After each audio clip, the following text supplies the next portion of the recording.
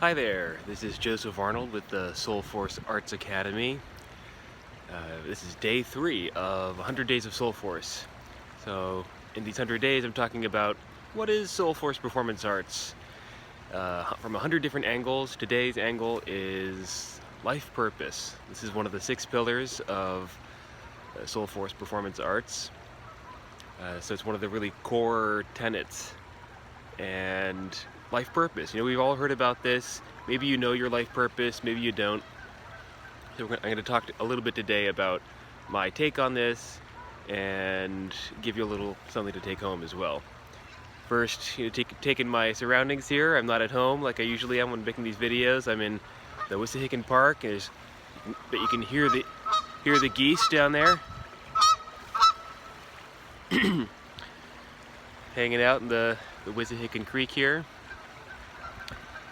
So, life purpose, you know, it's something that can really stir something in you. Well, it certainly did for me when I heard about this. And nope, got some people walking by here. Nope. So there's a couple quotes that I like. One from David Whyte, who's a poet. Life purpose is the story you were born with. The story you were born with. So it's not something external, it's not something that's handed down to you, it's not something that somebody else can say to you. It's something that is inherent to who you are. And so the way you're going to discover what your life purpose is not through received ideas, but through discovering within yourself. There are people running along the pathway here, so you might hear that too. So there's discovering something in yourself, and there's where that meets the world's needs. That's another quote that I really like by Frank Buechner, who said that basically life purpose is the place where your great joy and the world's deep hunger meet.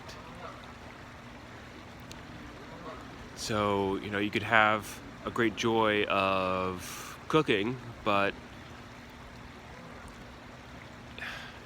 you know, if that's not your gift to give to someplace, you know, where the world needs it, then that's not going to be your thing. Maybe it's just a hobby for you. Maybe it's not something that you're particularly talented with, but you do enjoy it anyway. You know, that might not be your great gift to give to the world's hunger.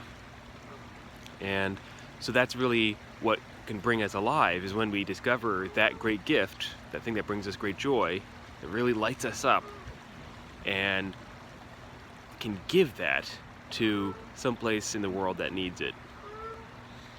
And this really is, again, that I love the framework of thinking about gifts, the gift model. So what makes life meaningful is to be able to give your gifts well and have them received well.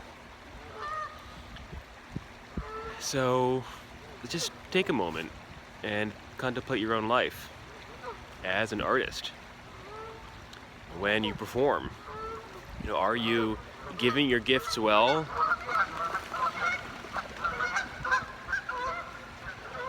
See this geese going down there. You know, when you're performing, are you giving your gifts well? Are they being received well?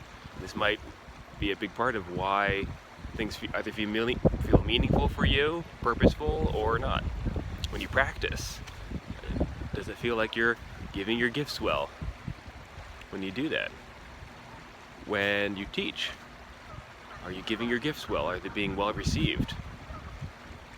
And what are your gifts anyway? It's not so easy to know. Maybe you know already. But for many of us, it's not so easy to know. We can feel kind of lost, stuck, maybe numb, depressed. And although it might seem that any of these conditions get in the way of you living your life purpose, actually it's the other way around. That these are the doorway in. It might sound kind of funny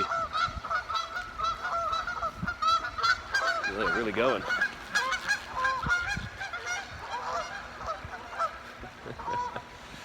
Yeah, it might sound kind of funny to think, like, how can my depression be the doorway into my gifts? No, thank you. um, but it's just like in The Lord of the Rings, where, what does Frodo have to do in order to bring about the transformation? That's the whole point of the book.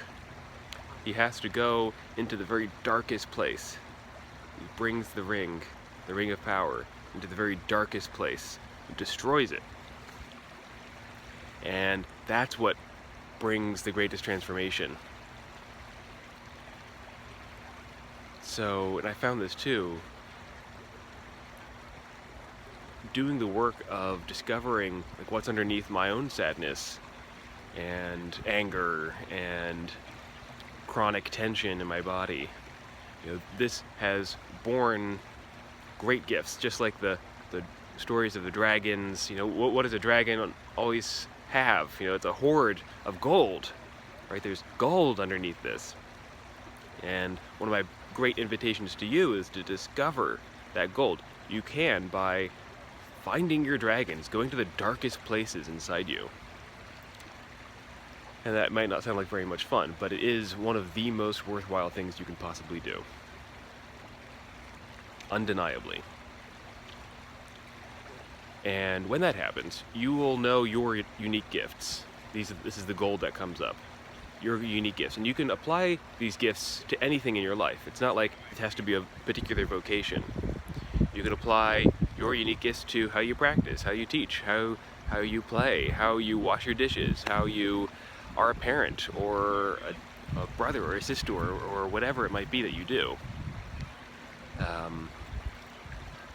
I learned about this really fascinating model of purpose that had 8 different layers, ranging from your vision for the world, your values, the sort of essence of your energy, your mission in life, and only the very last one had anything to do with the outward appearance, the outward manifestation of purpose. It's like your job title, basically. 7/8 of purpose is internal, or is your framework, the why behind what you do. So, yeah, that's a really important point.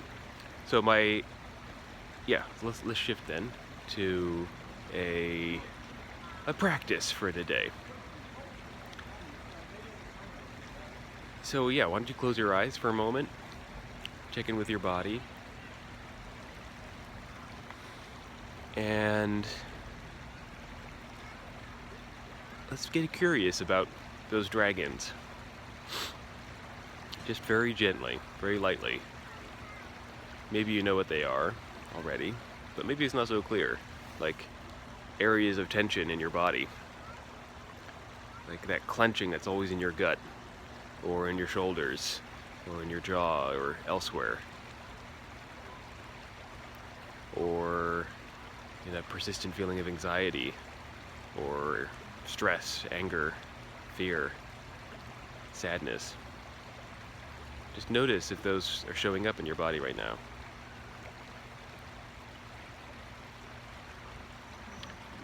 And say hello to them. These are your friendly dragons. And they might not seem so friendly, but that's just a cultural story that we tell ourselves.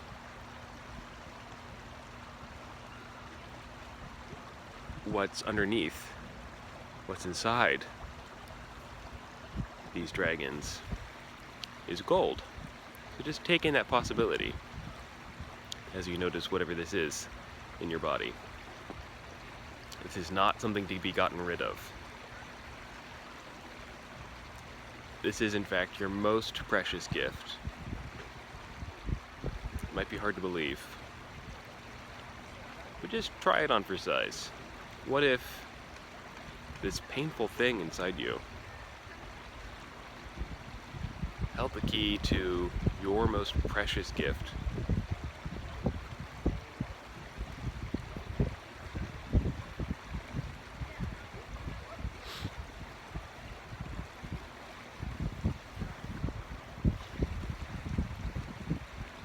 Alright, so that's enough for today. Hope you found this useful. Please do subscribe to this channel. I'm going to be coming out with tons more videos, 100 of these. And hopefully by the end of them, you have a really clear, embodied sense of Soulforce in your life as an artist. How you can apply Soulforce in practicing and teaching and performing, of course, and whatever else it is that you do. Because the world needs your Soulforce. It really does. And when you get in touch with your life purpose, that will effortlessly shine through. I'm sure you've seen people like this, where they're just radiating light and passion and love. You have that within you, whether or not it seems like any kind of possibility right now. That's definitely within you. It just needs to be released. And that's my invitation to you. And that's part of what Soulforce Arts Academy is all about. Learning how to do that. Okay, that's enough for today. See you here tomorrow.